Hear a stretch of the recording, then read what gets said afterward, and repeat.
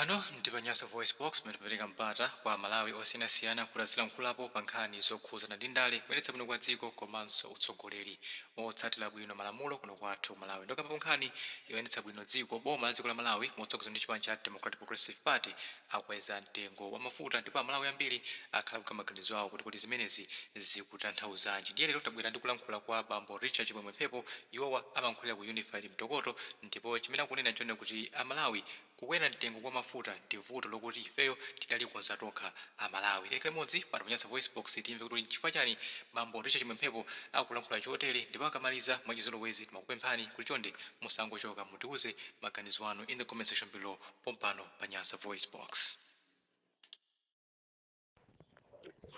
Mwadzuka bwanji Malawi nonse kwina kulikonse kumene muli. Lero pa 21 of January 2026 January dziko lovuta, zinthu zokwera mtengo komanso boma mbali ina kusaganizira mbali ina kuganizira Amalawi. Mwadzuka bwanji m'bwalo ili la the Unified Mtokoto muli ndine Richard Chimwemwe Mphepo kulankhulira mu mzinda wa Lilongwe. Mawa wa lero okondedwa omvera tikufuna tiyankhulepo zinthu zingapo zimene zikuchitika mdziko muno.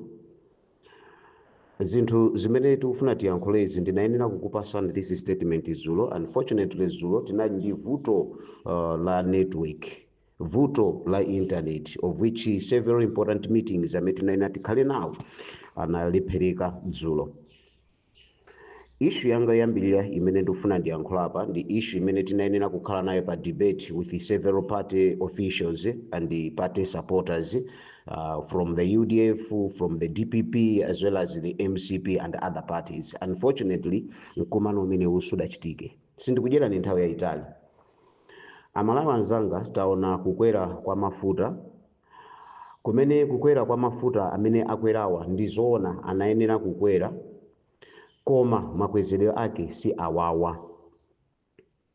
Mbuyomu adakwera mafuta, if I'm not forgetting whether ndi 30%, anthu tinadandaula kukwera kumeneku, koma ine Richard Chimwemwe Mphepo ndidakhala ndikupereka upangiri kwa boma la Lazarus Chakwera, Malawi Congress Party, kunena kuti ngati akufuna aonetse kunena kuti iwo is a decent government, pamene amabweretsa chichewa chonena kuti tikuwongola mafupa, tikuwongola mafupa amene apindika, tikusuka zilonda, tikukirina cancer ndi zina zotero, zichewa zimenezo zimayankhulidwa.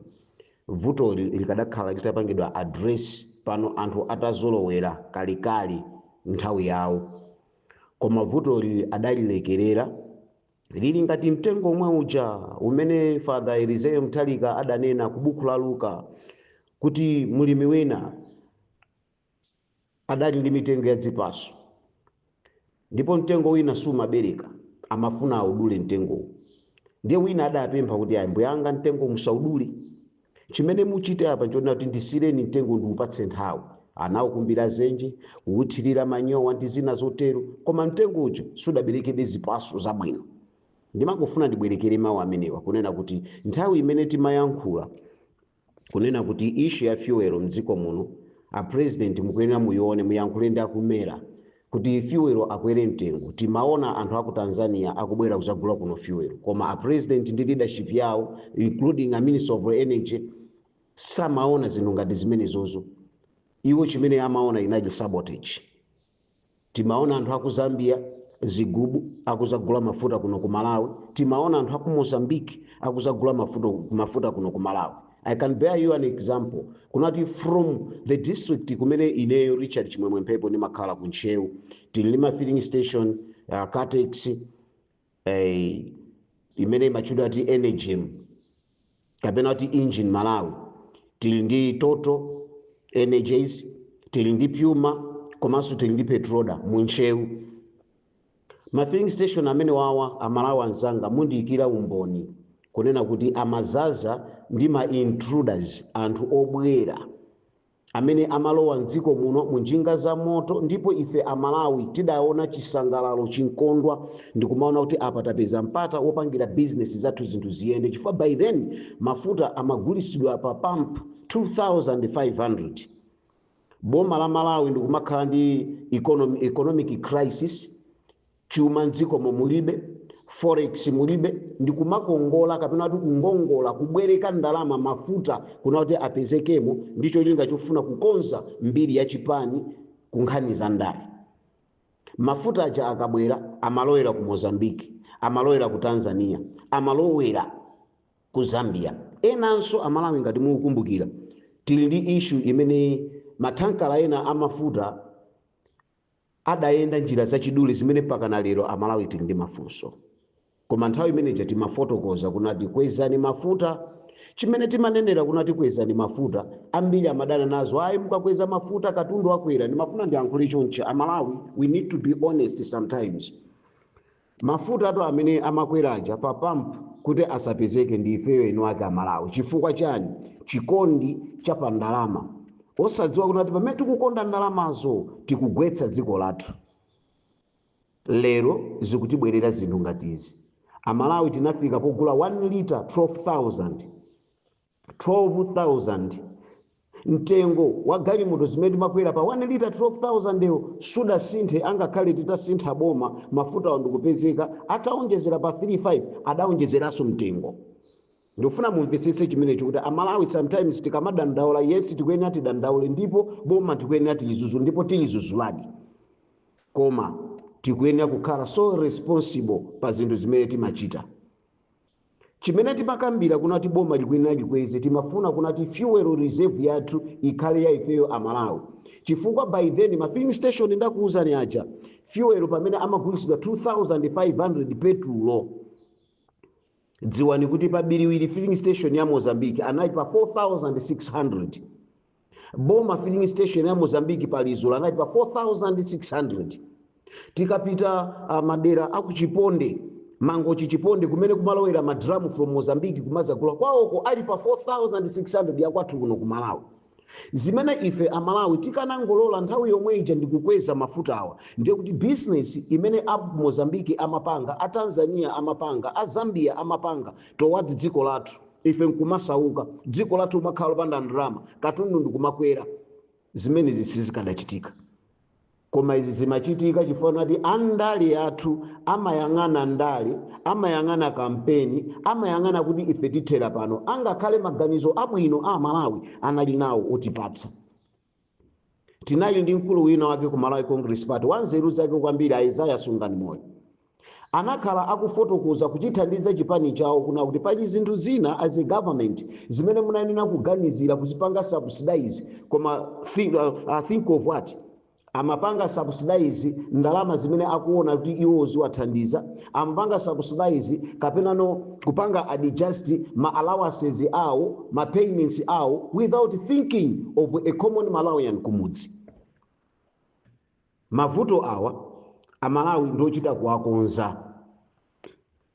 Lero Amalawi tikulira kwambiri chifukwa chonati ife tomwe tili ndi vuto lonena kuti sititha kumvetsetsa zinthu mene zikuyenera kukhalira. Wena adapeza pomwayi titasintha boma kwabwera Democratic Progressive Party. Adakasuzumira ku nthambi zona za mafutazo kumerako ndikuona zisabwira zimene a president akale amafotokoza kuti kuli sabotage kumeneko, koma sabotage yosayipanga rectify. Apeza kuna kuti kuli ndalama za nkhani zimene dziko la Malawi likuyenera kuti lilipire maiko ameneno amatenga mafuta amenewo. Tipanga bwanji? Tikanyengerera enaso akazabwera azakhala pa chipinjo chomwechi tikufuna tikonze ukuti ndiye kuongola mafupa. Kansa imanenedwa ija kunati ikonzeke ndi iyi, komano vuto ndilonena kuti pamene tikulimbana ndi fupa limene lathyoka kuti tiyike zisulo tiliongole, sitilinyengerera, koma mkati mofuna kuna tilichire timalinyengerera pang'ono nthawi imene mukuyigwiritsa ntchito. Lero tidaona 3,500 ya fuel pricing. Amalawi tinadandaula. Koma chimene chidachitika ndi chani? Gulu la anthu limene limabwera nokuzagula mafuta kuno lidatutumuka unati tikakagula 35 tiyang'ane mayendedwe tikanyamule kumuja fuel uja zafika kuno tingulise ndi ma transport sizikugwira. Ena amabwera, ena anasiya. Zinthu zimene zapangisa kuna kuti anthu tibwereno kumana ndi boma la Nkulukuta Moyo. chifukwa chani fuel akupezeka. Now ukati mwena kuti fuel akupezeka, boma kudzera ku nthambi ya mera ikulimbana kuna kuti iyang'ane ndi ngongole zimene boma lili nalo ku maiko ena pambali pa ma challenges zobetchera zimene no Amalawi akukumana nazo. Ndi pamene tikukumana ndi mavuto awa amene akwera fuel dzulo ndi 41%. It's not 40%, 41% ku 100 kwa China iliyonse. Ndakutuza kuti fuel uja pa 1 liter is 4,965 kwacha, which is 5,000 per liter. Imenenso tikayang'ana sikufanana ndi black market uja timatenga pa 12,000 pa liter uja, chifukwa 5 liters inali 60,000. Guess what? Ina amene ndikuyankhulani ndi munthu amene zandikhuza kwambiri chifukwa ndili ndi nkhawa. Anzathu akumera amene mukuyang'ana zimenezi, ndiyankhule ndinu aboma, ganizirani munthu wakumudzi. Sitikukana kuti fuel sakuyenera kukwera, koma fuel mwankweza nthawi imene Amalawi ali povutika koopsa. Ende ndikuwuzani chifukwa chake. Chifukwa chani ndikutero? Fuel amene mwankwezayi mwankweza nthawi imene munthu wakumudzi uja amene akukanika kupeza fertilizer uja, amene fertilizer anali pa 160 uja, it means now fertilizer uja afika ku 200,000. Takonza vuto la chakudya mdziko muno. Tiyeni tikumbukire kuti anthu amene akupeza phindu ku fertilizer osika mtengo wa 10,000 ndi 1,100,000.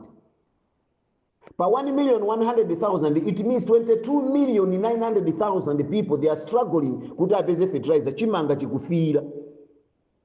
Kodi munakhala pansi ndikuunikira kuna kuti ganizoli tiwena tilipanga address motani? Nanena kale kuti sitikudana ndi kukwera, koma tikudana ndi mmene mwakwezera. Number 2, pamene mwakweza fuel muyang'ane salary ya munthu amene ali civil servant. Idakali yomwe ija 10 liters 20 liters ikupanga salary ya civil servant. Kodi ayenda bwanji pansemu? Ndakhumudwa kwambiri kungokwera kwa mafuta dzulo. Ndalipira ndalama yakwana 30,000 from Nchewu to Lilongwe. Ati no discussions zinthu zatani zakwera. Tayesera kupanga raise point kuna kuti nthawi imene mafuta anali pa 25, mafuta munakweza mmata akusowa mukugula pa black market. Mafuta atakwera kufika pa 3.5 munakweza ma transport. Zona mungakweze transport kupitirira mtengo meti makwerera from Lilongwe to Blantyre, Blantyre to Lilongwe, mtengo meja kuchoka ino kufika pa Lilongwe to Nchewu. Zimene ndikufuna ndigwirizane nawo President wa Mphawa Boni Kalindo kunena kuti mmene zinthu zakwerera si mmene zinayenera kukhalira. Now poona kuti Amalawi adapereka hope yawo yonse ku chipani cha DPP komanso the leadership, ndikuganizira kunena kuti DPP has a listening ear in terms of leading the country. Tikhulupirira kunati mwamva madandaulo a anthu, mwamva kulira kwawo pa nkhani ya fuel. Kunati kukwera kwa fuel, what it means, tomato wakwera, matemba akwera, transport yakwera, sopo wakwera, soda wakwera, sugar already ameti mangula pa 5,000, ndio tiyembekezere kugula sugar meja pa 7,000. Are we caring for Malawians? So tikafika kwa ife ma activists isakhale nkhani yonena kuti ayambanso kutimenya mmimba. No, we are here to bring the checks and balances. Tiziona tawapweteka bwanja Malawi. Yes, mutakuna kuti tikuwa koma kukuwako ndikoopsa. Number 3, kukwera kwa fuel kukupangisa nyumba za rent nazonso zikwere. Ndiye fuel wakwera, nyumba za rent zikwera. Mukayikiranso lamulo lija la landlord kudati nyumba zawo akwenera zilipira misonkho akwezanso. Already tikupanga struggle ndi nyumba ya chipinda chimodzi, stores and sitting room imene ili pa 50,000 lero lino. Mene zinthu zakweramu, it means nyumbayo is close now to 60 kapena 70,000. Kulankhula kwake amanena kuti chifukwa cha kukwera kwa zinthu, no matter nyumbayo sidapangidwe paint, no any renovation, koma imakwera. Ndiyo kuti munthu amene ali civil servant, amene walembedwa ntchito mboma, amene nokhala ndi ground labor, amene salary yake sikukwana 200,000 kapena 250,000, amene uja akuvutika. Timati tipemphe izi, mukuyenera muganizire pa nkhani ya fuel. Chifukwa chani tikunena kuti muganizire pa nkhani ya fuel? Already matogeti athu amene akuzunza anthu amene akugwiritsa ntchito the roads from Lilongwe to Blantyre. Chifukwa ena amene akuchoka Lilongwe kupita Mzuzu, they are better off. Ndinene choncho lero lino. Amene akugwiritsa ntchito from Mchinji to Lilongwe, they are better off. Those who are using from Zomba to Mangochi to Blantyre, they are better off. They are not paying any fee. Komano think of Amalawi amene ma drivers amene akugwiritsa ntchito msewu wa Lilongwe to Blantyre, Dedza Blantyre, Balaka to Liwonde, they are paying. Ndi chiyani chimene mwachikhazikitsa chimene mukufuna kuti chiwononge mbiri yanu yomwe ya boma lanu? Yes, tipanga dimiti pano kunena kuti zinthu zinayenera kukwera kwa mafuta.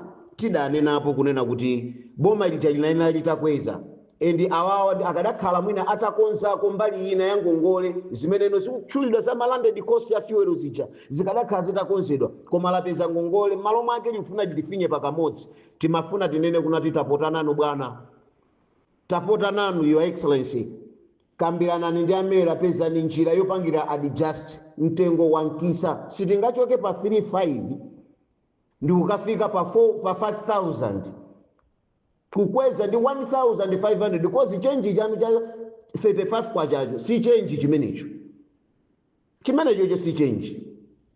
Fuel anayenera afike pa 4,000, a reasonable price. Anthu alira inde, tiyeni tiakwezereni anthu pang'ono ndi pang'ono. Kunkhani ya ku Eskom, mavuto amene akuchitika ku Eskom ni mavuto opweteka kwambiri. Anthu akukhala ma black out day and night. Zimamita za Eskom zina sizikugwira ntchito, magesi sakulowa m'manyumba a anthu, waimbira mafoni palibe chimene akubwera kusapanga respond, anthu akugona mu mdima, and yet tikukwezaso magesi. Tiyambe tapanga electrify mavuto amene tili nawo, tiyapange register mavuto amene tili nawo and ma challenges, then tiwathandize Amalawi. Tidandaule kukwera kwa fuel, tiyeni tizimvesani mulimi amene akuvutika.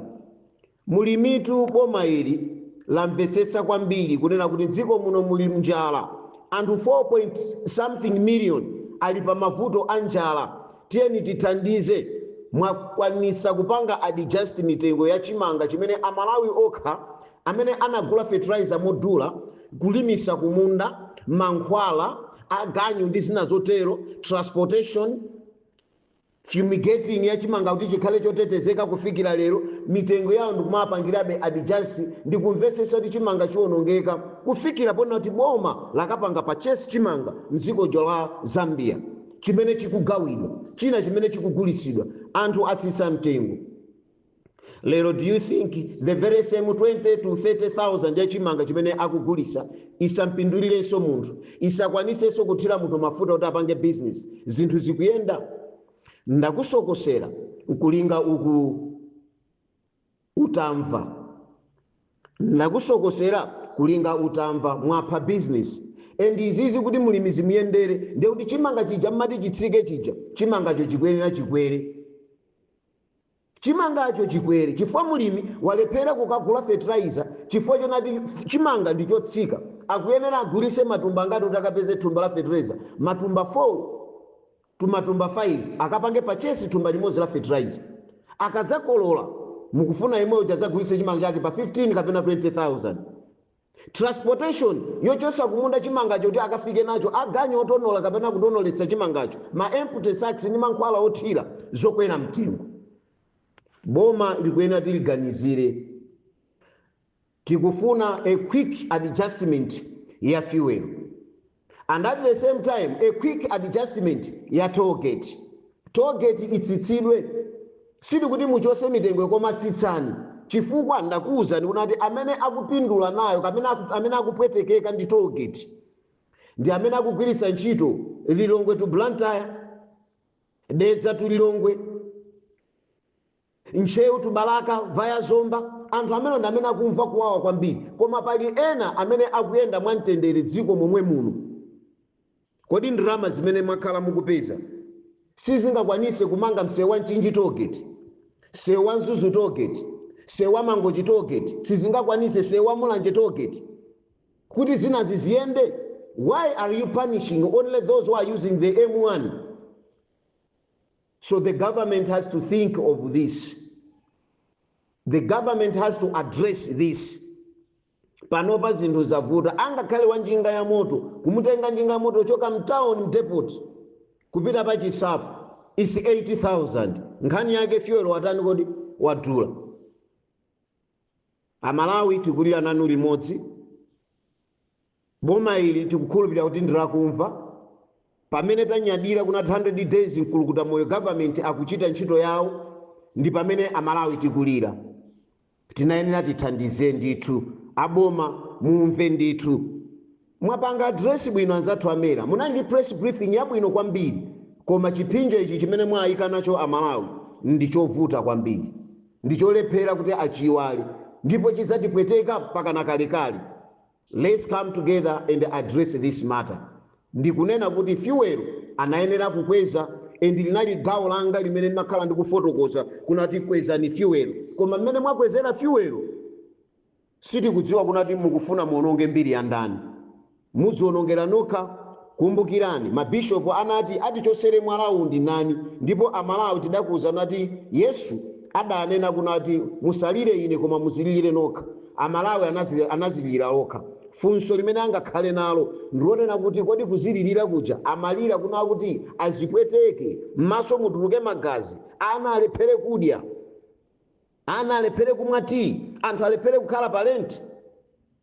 Ndimalize ndi nkhani ya kuchipatala kapena kubwera mochedwanso. Ndi warning imene apanga ameya a mzinda wa Blantyre ati athokoze kwambiri kuti ali ndi changu pofuna kukonza zinthu mdziko muno.